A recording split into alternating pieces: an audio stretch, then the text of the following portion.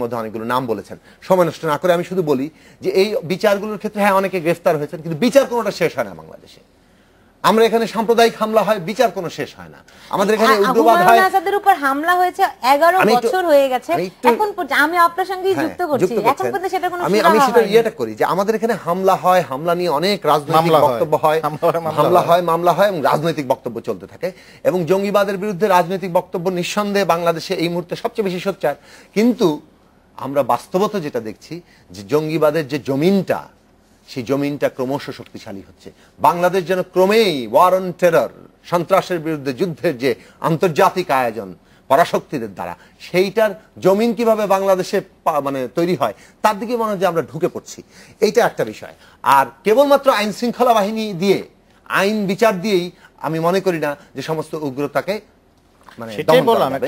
একটা রাজনীতিতে, সংস্কৃতিতে, সমাজে একটু আর 1 মিনিট 30 সেকেন্ড বলতে দিন। রাজনীতি, সমাজ এবং সংস্কৃতির মধ্যে যদি সহিষ্ণুতা এবং গণতান্ত্রিক সংস্কৃতি, গণতান্ত্রিক ব্যবস্থা, গণতান্ত্রিক অধিকার, নাগরিকের এই যে কথা বলার অধিকার, অভিজিতের বক্তব্যের সাথে আমি একমত না হতে পারি, কিন্তু অভিজিতের বক্তব্য দেওয়ার অধিকারের পক্ষে আমি আমার জীবনের ঝুঁকি নিয়েও লড়তে পারি, এইটাই গণতান্ত্রিক সংস্কৃতি। এবং এই সংস্কৃতির পক্ষে রাষ্ট্র, সমাজ, সংস্কৃতি যদি না দাঁড়ায় তাহলে আমরা এই অভিজিতদের রক্ষা করতে পারবো না। আজকে বাংলাদেশে জঙ্গিবাদীরা যেমন একটা উগ্রতা প্রদর্শন করছে, উগ্রতা কিন্তু রাজনৈতিক পরিমণ্ডলে আছে, ব্যক্তি, ইতিহাস, কিন্তু এখন এরকম এক একটা ঘটনা ঘটে, কিন্তু যারা দায়িত্বপ্রাপ্ত ব্যক্তি থাকেন তারা কখনোই এই সমস্ত ঘটনায় তাদের যে ব্যর্থতা, সেই ব্যর্থতা আসলে স্বীকার করেন না। যেমনটা গতকাল প্রধান বিচারপতি খায়রুল হক বলেছেন যে পুলিশ প্রধানের পদত্যাগ করা উচিত ছিল। ব্যক্তির একার উপর দোষ দিয়ে লাভ নেই, এটা আমাদের সংস্কৃতি। আমাদের সংস্কৃতিতে আপনার যদি জবাবদিহিতা, দায়বদ্ধতা স্বাধীনতার পর থেকে বলেন, তার আগে থেকে বলেন, কোনোদিন কেউ আমরা দায় নেই না। এটা শুধু রাজনীতিবিদরা না, আমরা গণমাধ্যমের লোকেরাও দায় নেই না। আমার কেউ অফিসে একজন ভুল করলে আমরা বার্তা প্রধানরা দায় নেই না, আমার চাকরিতে, এটা সব জায়গায়, এটা আমাদের এই সংস্কৃতিটা গড়ে উঠেছে। এই দায় নেয়ার কারণ কি আসলে, মানে সেটা কি আপনার কি বলা যায় এটাকে, যে মানে দায়িত্ব না থাকা, নাকি আসলেই দায় না থাকা, কোনো জবাবদিহিতা না থাকার কারণেই আসলে এই দায় না নেয়ার প্রবণতা কিনা, এই প্রশ্নের জবাব নিয়ে ফিরবো। তার আগে নিচ্ছে একটা ছোট্ট বিরতি।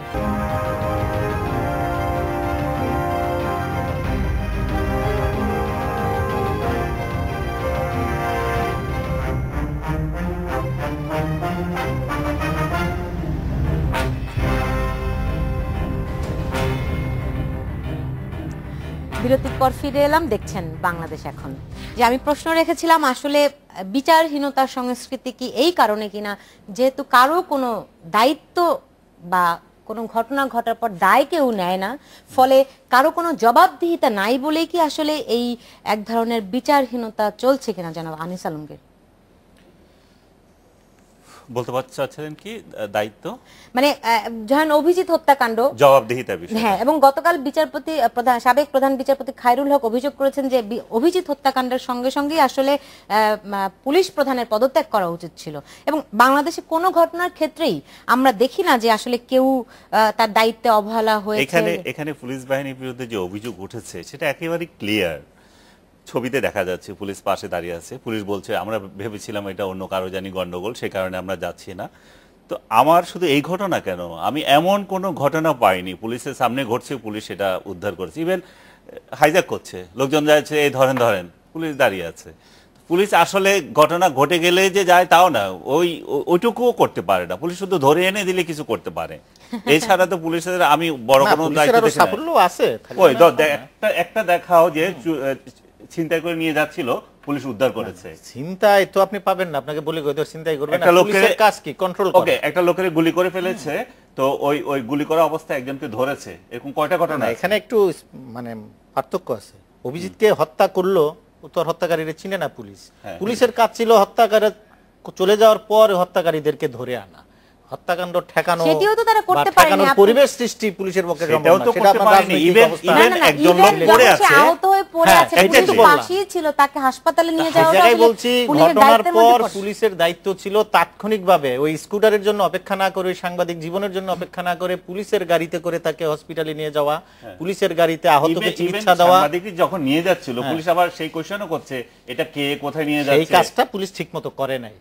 ঠিকমতো না, শুধু দায়িত্ব জ্ঞানহীন। সালাউদ্দিন আহমেদ আছে কয়দিন ধরে নিখোঁজ, তারা কিছুই বলতে পারছে না, তারা কোর্টে গিয়ে বলেছে যে তারা কেউ নেয়নি, তাহলে কি তাদের দায়িত্ব শেষ হয়ে গেল? না, এখানে দায়িত্ব শেষ হবে কে বলছে? এটা তার রাষ্ট্রের দায়িত্ব তাকে খুঁজে বের করে আনা।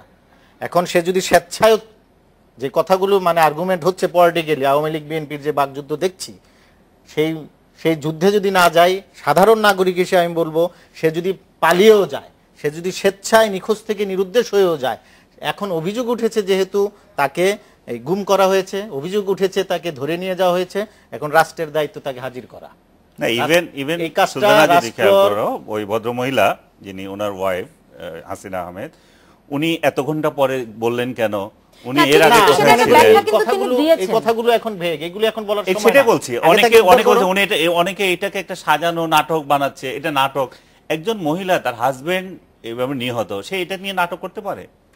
এটা নাটক হতে পারে? রাষ্ট্রের সম্পূর্ণ দায়িত্ব তাকে উদ্ধার করে দেওয়া। আপনি ধরে নিয়ে জেলে দিয়ে দেন, সাজা দেন, যা ইচ্ছা তাই করেন, করছেন তো কিন্তু গায়েব করে দেওয়া কোনো সংস্কৃতি হতে পারে না। এটা পেট্রোল বোমা মারার যে সংস্কৃতি তৈরি হয়েছে, বিরোধী দল যে সাধারণ মানুষকে পেট্রোল বোমা মারছে, এটাও এক ধরনের সেরকম, যে কাউকে ধরে নিলাম তাকে দিলাম, এটাও এক ধরনের এরকম সংস্কৃতি তৈরি হচ্ছে আমাদের।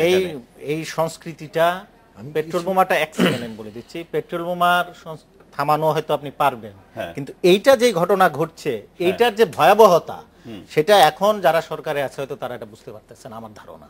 কারণ এটা ঠিক উল্টো ঘটনাটা ঘটবে না, সারা জীবন তো এরা সরকারে থাকবে না। তখন যদি এক যুগ্ম মহাসচিবের বদলে আরেক যুগ্ম মহাসচিবকে নিয়ে যদি কেউ গুম করে দেয় এবং কেউ দায়িত্ব না নেয়, তখন কি হবে?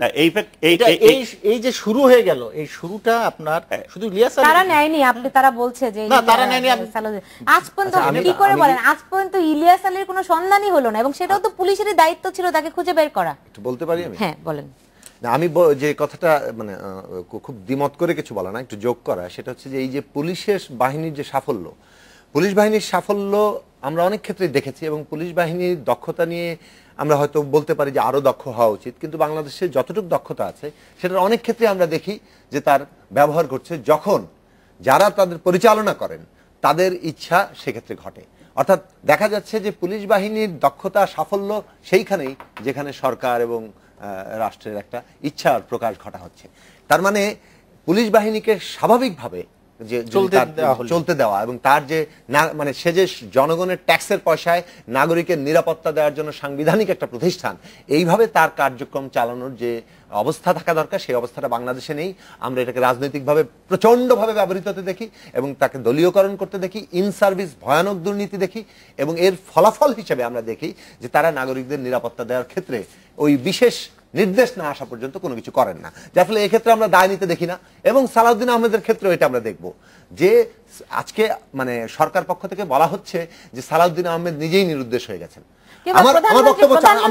আমার কথাটা পরিষ্কার করি, সেটা হচ্ছে যে একজন যদি নিজে নিরুদ্দেশ হয়ে যান এবং নিজের উদ্দেশ্য চরিতার্থ করতে গিয়ে নিজে নিরুদ্দেশ হয়ে যান এবং এটাকে গুম বলে চালান, এটা কিন্তু ভয়াবহ নাগরিকদের জন্য। কাজেই এটা একটা অপরাধ আমি মনে করি। কাজেই এই অপরাধ হিসাবেই তাকে গ্রেফতার করে তাকে অবিলম্বে আইনের আওতায় আনা দরকার, এই কারণেই যাতে নাগরিকদের জীবনে ভীতির সঞ্চার না হয়।